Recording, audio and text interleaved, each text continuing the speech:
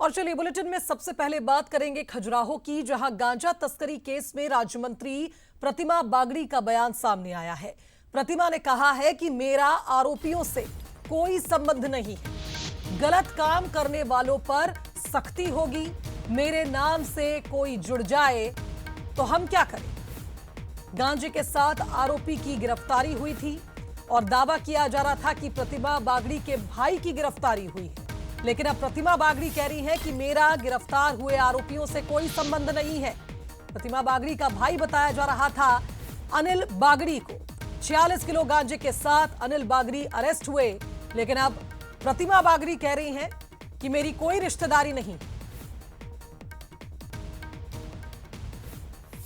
पकड़े हैं गांजा तस्करी में, क्या कहेंगे? जबरदस्ती की बात क्यों करते हो तुम लोग? नहीं, आप बता दीजिए, अपना पक्ष बता दीजिए, क्या कहेंगे? आपके भाई पकड़े हैं गांजा तस्करी में, क्या कहेंगे? जबरदस्ती की बात क्यों करते हो तुम लोग? नहीं, आप बता दीजिए, अपना पक्ष बता दीजिए, क्या कहेंगे? देखिए, सरकार अपना काम कर रही है और कानून अपना काम कर रही है। जो गलत करेगा उसको सज़ा मिलेगी, हमारे सरकार की खासियत है। और जिस तरह मीडिया अपने आप से रिश्तेदार बना लेता है, मेरा अनुरोध है कि पहले आप उसकी पुष्टि कर ले, उसके तथ्यों की जानकारी के बाद ही आप लोग कोई भी निर्णय लें। चलिए, इस खबर पर हमारे साथ executive editor Manoj Saini live जुड़ रहे हैं, उनका रुख कर लेते हैं। मनोज जी, पहले मीडिया सवाल करता है तो प्रतिमा बागड़ी एकदम से चिढ़ जाती है और कहती है कुछ भी बोलते हो, और आप खुद मीडिया के सामने आके कह रही हैं कि किसी से भी मेरा नाम जोड़ दिया जाता है, कोई भी रिश्तेदार बना दिया जाता है, जो भी आरोपी गिरफ्तार हुए हैं उनमें से मेरा किसी से कोई संबंध नहीं है।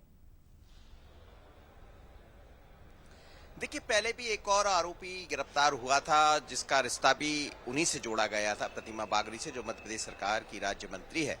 और अब जब 40 किलो गांजे के साथ अनिल गिरफ्तार किए गए तो फिर वही सवाल उठे। दरअसल बैठक में भी पहुंची थी और उन्हें अपना सफाई देना भी पड़ेगा, क्योंकि लगातार ये मुद्दा गरमाया हुआ है। कल भी जब उनसे पूछने का प्रयास किया तो उन्होंने कहा भी था, जैसा आप दिखा रहे थे, क्यों अनावश्यक बातें करते हैं।